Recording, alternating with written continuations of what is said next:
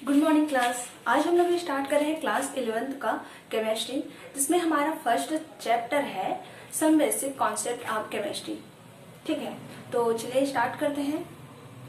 अच्छा, आप लोग को पता है कि मनुष्य प्राचीन काल से क्या है, जिज्ञासु प्रकृति का रहा है ना।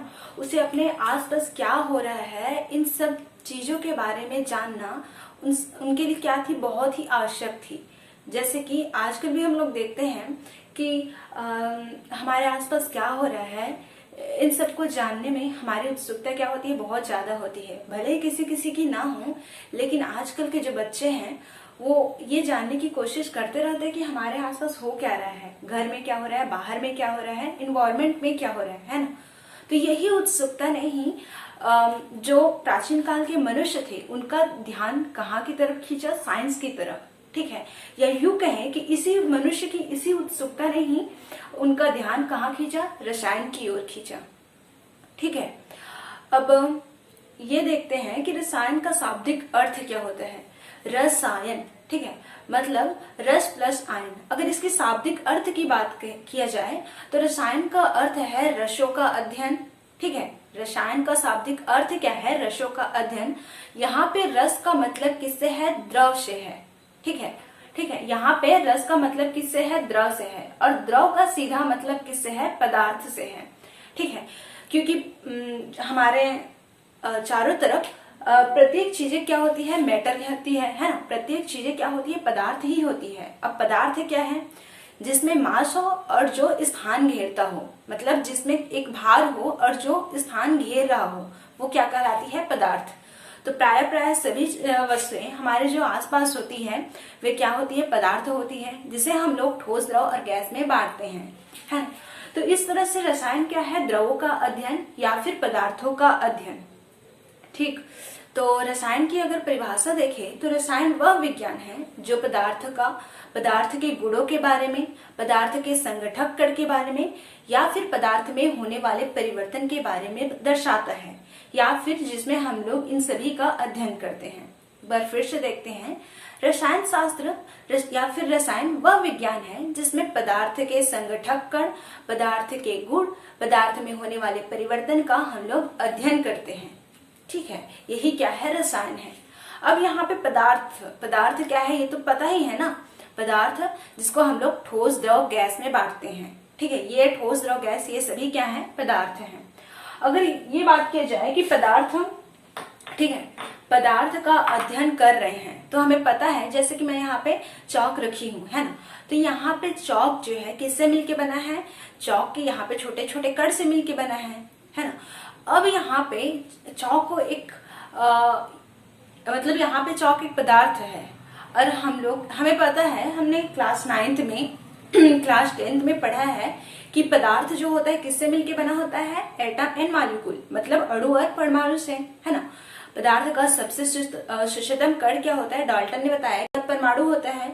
बाद में ये स्पेसिफाई हुआ कि अणु, परमाणु, मतलब जो परमाणु होता है उसको भी हम लोग सब एटम्स में बांटते हैं, मतलब इलेक्ट्रॉन, प्रोटॉन और न्यूट्रॉन भी। तो यहाँ पे हम लोग देखते हैं कि कोई भी पदार्थ जो होता है अणु और परमाणु के मिलने से बना होता है ना। तो यहाँ पे रसायन का सीधा सा मतलब क्या है, अणु परमाणु के अध्ययन से है। ठीक है, रसायन का सीधा सा मतलब किसी भी पदार्थ के अणु परमाणु के अध्ययन से है। अब ये देखते हैं कि रसायन शब्द की उत्पत्ति कहाँ से हुई। ये माना जाता है कि रसायन शब्द अरबी शब्द, रसायन को इंग्लिश में हम लोग क्या कहते हैं, केमिस्ट्री, है ना। रसायन को इंग्लिश में क्या कहते हैं हम लोग, केमिस्ट्री। ठीक है, तो ये माना जाता है कि रसायन शब्द की उत्पत्ति एक अरबी शब्द किससे हुई है, कीमिया से हुई है। ये एक अरबी शब्द है। रसायन की उत्पत्ति अरबी शब्द कीमिया से हुई है, जहां पे कीमिया का मतलब क्या होता है, रहस्य या फिर रहस्य का अध्ययन। केमिस्ट्री की उत्पत्ति की बात करें तो केमिस्ट्री जो है अरबी शब्द कीमिया से हुई है, जिसका अर्थ होता है रहस्य का अध्ययन या फिर रहस्य। ठीक है, अब हम लोग ये देखते हैं कि प्राचीन काल के लोग भी क्या रसायन के बारे में जानते थे, क्या उन्हें रसायन की थोड़ी सी भी नॉलेज थी या नहीं। तो अच्छा, आपने महाभारत देखा होगा, और रामायण देखा होगा। रामायण में क्या था कि जब लक्ष्मण को बाण लगता है तो वहां पे संजीवनी बूटी लाया जाता है, ठीक है। मतलब वहां पे औषधि की पहचान हमें ये बताती है कि प्राचीन काल के लोगों को भी रसायन की क्या जानकारी थी या फिर रसायन की नॉलेज थी। साथ में महाभारत में हमने देखा है कि वहां पे प्रमोदन अस्त्र का, मोहन अस्त्र का प्रयोग किया है। मतलब एक विषैली गैस या फिर विषैले अस्त्रों का प्रयोग हुआ है ना। तो वहां पे हमें ये भी महाभारत हमें ये इसकी जानकारी देता है कि प्राचीन काल पुराने जमाने के लोगों को भी किसकी नॉलेज थी, रसायन की नॉलेज थी, ठीक है। तो अब हम लोग ये देखेंगे, तो चलिए आगे बढ़ते हैं। और मैं ये बताना चाहती हूँ कि रसायन का विकास किस तरह से हुआ, किस तरह से रसायन की नॉलेज हमें प्राप्त हुई, है ना। तो आपने दिल्ली का कुतुब मीनार देखा है? चलो इमेजिन कर लो, कहीं भी पिक्चर में या फिर कहीं मूवी में भी तो देखा होगा, है ना। तो वहां पे दिल्ली का कुतुब मीनार हो गया, पास में क्या है, एक लौह स्तंभ है दिल्ली में ही जो खुले आसमान में खड़ा है, लौह स्तंभ। और अजंता की गुफाएं, मतलब वहां पे गुफाएं भी हैं और वहां पे चित्रकला किया गया है जो आज तक वैसी का वैसी है। एलोरा की गुफाएं में चित्रकारी किया गया है, वो भी आज तक वैसी का वैसी है।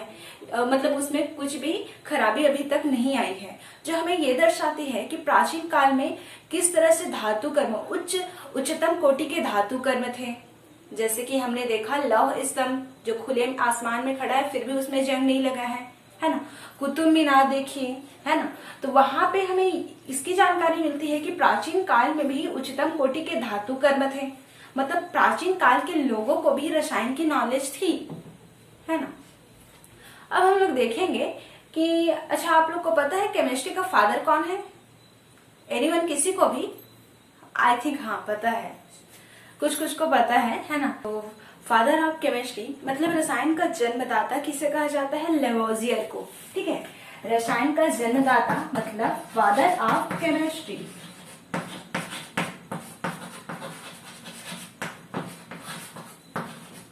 इसको याद रखना, कौन है फादर ऑफ केमिस्ट्री? लेवोजियर।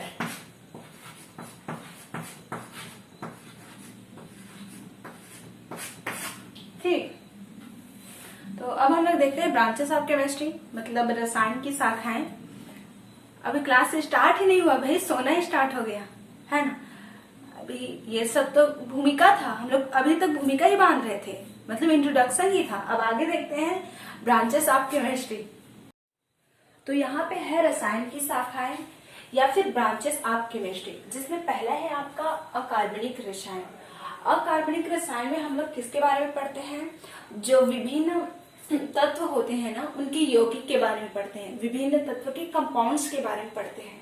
उसके बाद सेकंड है आपका कार्बनिक रसायन। कार्बनिक रसायन में अब यहाँ पे लिखा ही है कार्बनिक रसायन मतलब ऑर्गेनिक केमिस्ट्री, है ना। तो इसमें यहाँ पे पता ही चल रहा है कि इसमें किसके बारे में अध्ययन करेंगे? कार्बन के बारे में। और कार्बन हमें मिलता कहाँ से है? जीव जंतुओं से, मतलब पेड़ पौधे से, विभिन्न एनिमल से हमें क्या मिल जाता है? कार्बन मिल जाता है। तो कार्बनिक रसायन में कार्बन के जो कंपाउंड्स होते हैं उसके बारे में स्टडी करते हैं। थर्ड है आपका फिजिकल केमिस्ट्री मतलब भौतिक रसायन। भौतिक रसायन में हम लोग किसके बारे में पढ़ते हैं? रसायन में जो नियम है, जो सिद्धांत है, मतलब जो थ्योरी है, उन सब का अध्ययन हम लोग इसी में करते हैं, भौतिक रसायन में। उसके बाद वैश्लेषिक रसायन में क्या करते हैं? जो विभिन्न कंपाउंड है, मतलब विभिन्न जो यौगिक आपके पास है उनकी पहचान करना, ठीक है। उनकी मात्रात्मक रूप का अध्ययन हम लोग किसमें करते हैं? वैश्लेषिक रसायन में, ठीक है। मतलब विभिन्न कंपाउंड की पहचान किस तरह से की जाती है, इसका अध्ययन हम लोग वैश्लेषिक रसायन में करेंगे। उसके बाद 5 है आपका औद्योगिक रसायन। उद्योगों में किस तरह से रसायन का उपयोग किया जाता है, उद्योगों में किस तरह से रसायन होता है। इंडस्ट्री जो होते हैं बड़े बड़े फैक्ट्री, उसमें किस तरह से रसायन होता है, किस तरह से उनका उपयोग किया जाता है, उसमें क्या करते हैं, उसका अध्ययन हम लोग किसमें करेंगे? औद्योगिक रसायन में, ठीक है। उसके बाद है बायोकेमिस्ट्री। तो सूक्ष्म जीव में जो छोटे छोटे जीव होंगे उनमें किस तरह से रासायनिक क्रिया होती है, किस तरह से उनमें बायोकेमिस्ट्री मतलब ये है कि विभिन्न जो जीव होंगे उनमें किस तरह से रसायन पाया जाएगा, किस तरह से रासायनिक परिवर्तन होगा, है ना। इन सब का अध्ययन हम लोग किसमें करते हैं, बायोकेमिस्ट्री में। मतलब जीवों में रासायनिक क्रियाओं का अध्ययन करना ही क्या है, जैव केमिस्ट्री या फिर बायोकेमिस्ट्री है। नाभिकीय रसायन में क्या होता है, नाभिकीय रसायन में हम लोग रेडियो सक्रिय, रेडियो संलयन, रेडियो एक्टिव जो तत्व होते हैं इन सब के बारे में पढ़ते हैं, या फिर समस्थानिक हो गया, संभारिक हो गया, उन सभी का अध्ययन हम लोग इसी में करते हैं, नाभिकीय रसायन में। ठीक है।